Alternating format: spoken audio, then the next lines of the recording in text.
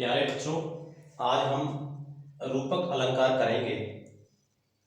उपमा और उत्प्रेक्षा अलंकार में हमने पहले ही उपमान और उपमेय के बारे में जान लिया है, तो अब मैं यहाँ उपमान और उपमेय के बारे में ज़्यादा डिटेल में नहीं बताऊंगा।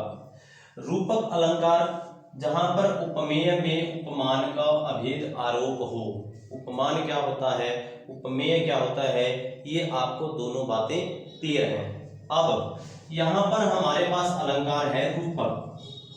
अगर हम इसको ROOPAK मान लें, रूपक, और रूपक मतलब रूपी, एक ये हल्की सी पहचान रखना, ठीक है। अब जहां पर उपमेय में उपमान का अभेद आरोप हो वहां रूपक अलंकार होता है। हमारे पास उदाहरण काफी हैं, लेकिन इससे पहले आपको बता दें कि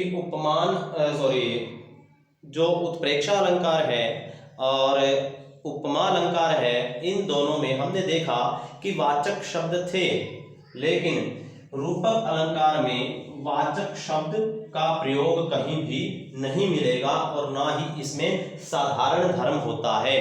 इसमें क्या होगा, कभी कभी उपमान और उपमेय के बीच में क्या आ जाएगा, योजक चिन्ह जिसको हम हाइफन कहते हैं वो आ जाएगा और हम उसे आसानी से पहचान लेते हैं कि ये रूपक अलंकार है।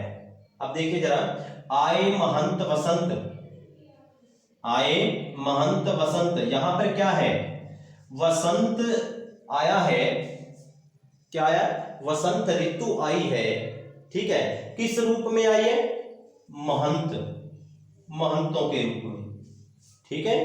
यहां वसंत ऋतु महंत के, संतों के रूप में आई है, और मैंने कहा था वसंत रूपी महंत, और रूपक अलंकार सीधा ही, बिल्कुल कहीं कुछ और सोचने की जरूरत नहीं है। दूसरा, मैया मैं तो चंद्र खिलौना ले हूं, कौन सा खिलौना, चंद्रमा रूपी खिलौना, चंद्रमा रूपी खिलौना। अब तीसरा, शशिमुख, शशिमुख का मतलब क्या होता है, शशि का मतलब होता है चंद्रमा और मुख मैंने मुंह, चंद्रमा रूपी मुंह, तो यहां भी रूपक अलंकार आ जाएगा। भवसागर, भवसागर संसार रूपी सागर, यहां भी रूपी यानी कि रूपक अलंकार आ जाएगा। हस्ती चढ़िए ज्ञान को, कौन से ज्ञान पर, हाथी रूपी ज्ञान पर, ठीक है। अब कहता है उदित उदयगिरी मंच पर, कौन से मंच पर, उदयगिरी रूपी मंच पर, तो यहां हमारे पास क्या आ जाएगा, रूपक अलंकार आ जाएगा। उपमान में उपमेय का अभेद्य आरोप क्या है, यहां पर उपमान का, ठीक है, अर्थात महंतों का किसमें, वसंत में अभेद्य आरोप है।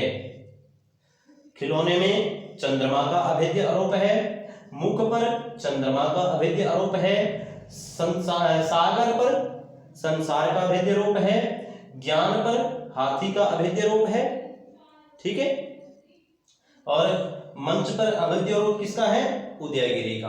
तो प्यारे बच्चों, यहां पर हमने रूपक अलंकार के बारे में पढ़ा है।